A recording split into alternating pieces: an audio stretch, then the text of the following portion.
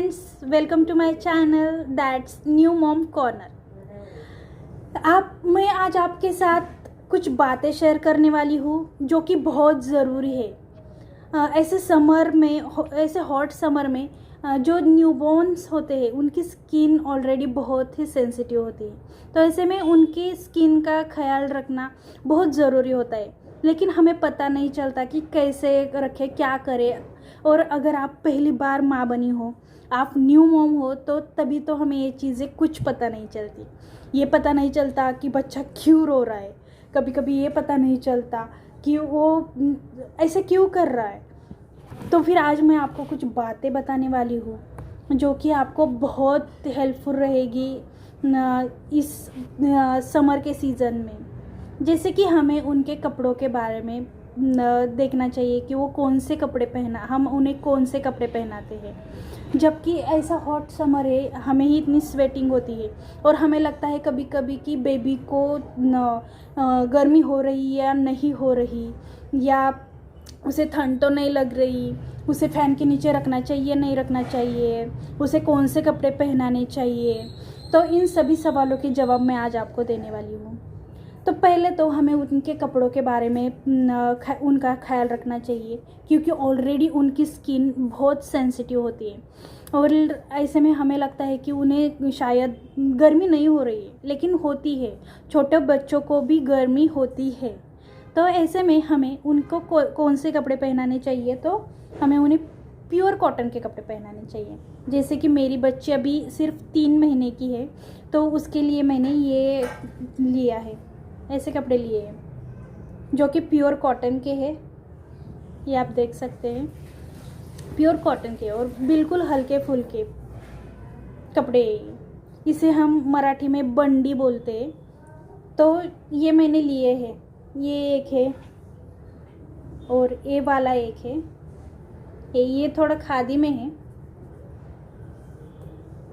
ऐसा pink shade का एक है, इसे आप देख सकते हैं। ये और ये देखिए, ऐसे कपड़े मैंने चूज़ किए मेरे बच्चे के लिए ताकि उसे ज़्यादा गर्मी ना हो और थोड़ा ठंडा महसूस करे, या उसके वो जो स्वेट है वो एब्सॉर्ब करने की क्षमता जो है वो कॉटन में बहुत ज़्यादा होती है। तो इसीलिए मैं कॉटन को ही प्रेफर करती हूँ। और क्या होता है ना, रात में हम अब तक ड्राइपर वगैरह यूज़ करते थे, लेकिन गर्मी में ऑलरेडी इतनी ज़्यादा गर्मी होती है और उसमें वो ड्राइपर बेबी को यूज़ करना, तो फिर रैश और ये सब प्रॉब्लम क्रिएट हो जाते हैं। ऑलरेडी इन समर बेबीज़ तो इतना यूरिन पास नहीं करते, और दिन में 6 या 7 बार यूरिन पास करते हैं और रात में 2-3 बार यूरिन पास करते हैं। तो मैं तो अभी ड्राइपर वगैरह यूज़ नहीं करती मेरे बच्चे के लिए। मैं ऐसे नैपीज़ यूज़ करती हूँ जो कि अंदर की जो लेयर है ना वो एब्सॉर्ब कर लेती है। ये भी कॉटन की है। तो वो जब से वो पैदा हुई है ना, मैं यही यूज़ कर रही हूँ। और जब बाहर वगैरह जाना होता है तब भी मैं डायपर यूज़ करती हूँ, वरना घर में मैं बिल्कुल डायपर यूज़ नहीं करती। तो वो इजी हो जाता है बच्चों को भी कैरी करने के लिए, और उन्हें भी अनकंफर्टेबल नहीं लगता और हमें भी कोई बात नहीं। दिन में ये मीन्स जब ठंड थी तो दिन में 15-16 हो जाते थे और रात में 4-5 हो जाते थे। लेकिन अभी तो समर है तो दिन में 5-6 हो जाते हैं और रात में 2-3 हो जाते हैं। तो आप ये यूज़ कर सकते हैं। अवॉइड यूजिंग डायपर, मैं अपनी सलाह दूंगी।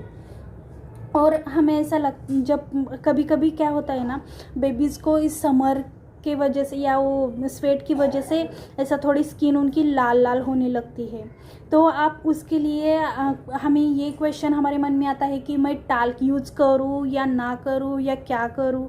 तो मैंने जब मेरे डॉक्टर से कंसल्ट किया तो उन्होंने मुझे ये टाल्क यूज़ करने के लिए बोला। मैं तो ये करती हूँ, लेकिन आप अपने डॉक्टर से पूछ कर आप यूज़ कर सकती है, लेकिन ये ध्यान रखिए कि वो डायरेक्टली यूज़ मत कीजिए उनके स्किन के ऊपर में, क्योंकि वो जाता है, जब वो ब्रीथ करती है तो वो अंदर चला जाएगा। तो इसलिए पहले आप अपने हाथ पे ले और फिर थोड़ा थोड़ा करके उनके पीठ पे, उनके जहाँ जहाँ पे रश आपको ऐसा रेड रेड लग रहा है तो वहाँ पर आप लगा सकते हैं, उससे बेबी आपका ठंडा महसूस करेगा। और ये भी है कि हम अब तक तो मैं उसको रात को जब वो सोती थी ना, तब ये कॉटन का था, ये मैं यूज़ करती थी उसे ढकने के लिए रात को सोते समय। लेकिन अभी मैंने ये हल्का फुल्का सा एक कॉटन का स्कार्फ के जैसा है, ये लिया है, और इसकी सिर्फ और सिर्फ एक लेयर से मैं उसे कवर करती हूँ, सिर्फ एक लेयर। वो भी जो पैर वगैरह उसके मीन्स मैं रात को उसको पैंट वगैरह नहीं पहनाती, सिर्फ ये नैपी होती है, तो सिर्फ पैर ढकने के लिए मैं ये यूज़ करती हूँ, सिर्फ 1 लेयर, बिकॉज़ बहुत बहुत गर्मी है। और हाँ, फ़ैन के नीचे या कूलर में या एसी में हमें बेबी को रखना चाहिए या नहीं, तो मैं कहूँगी हाँ, क्योंकि उनको भी गर्मी होती है। तो बट ये ध्यान रखना होगा कि डायरेक्टली फ़ैन के नीचे या डायरेक्टली आपको कूलर के सामने बेबीज़ को नहीं रखना चाहिए। एसी भी अबाव 22 आप रख सकते हैं, 22 डिग्री, बिलो 22 डिग्री मत रखिए। एसी में भी आप रख सकते हैं बेबीज़ को, लेकिन ये ध्यान रखिए जब एसी आप बंद करें तो बेबीज़ को डायरेक्टली बाहर मत निकालिए, उन्हें थोड़ा नॉर्मल टेम्परेचर में रहने दीजिए, घर में थोड़ा फ़ैन वगैरह चालू करके रखिए, और बाद में आप उन्हें बाहर निकाल सकते हैं कहीं जाना हो तो। और अगर हम बाहर जा रहे हैं इन समर, तो ये ध्यान रखिए कि बेबी अच्छी तरह से ढका हुआ है, क्योंकि डायरेक्टली हम अगर एक्सपोज करेंगे उसे सन को तो उनके स्किन पे वो रैश और ये सब प्रॉब्लम्स हो जाती है। तो इसका ख्याल भी आपको रखना चाहिए। और आपको ये भी ध्यान रखना चाहिए कि बेबीज़ को हर रोज़ नहलाइए, हो सके तो 2 टाइम नहलाइए, 2 टाइम मसाज कीजिए, that is also good for your baby in summer. So आज के लिए बस इतना ही। और हाँ, अगर आपको मेरी वीडियो अच्छी लगी हो तो don't forget to like, comment, share and subscribe. और अगर आपको कोई जानकारी चाहिए हो कि after delivery how to take care of your health, how to reduce your weight, और अगर और भी कुछ आपके क्वेश्चंस होंगे तो वो भी आप मुझसे पूछ सकते हैं इन कमेंट। Okay, bye.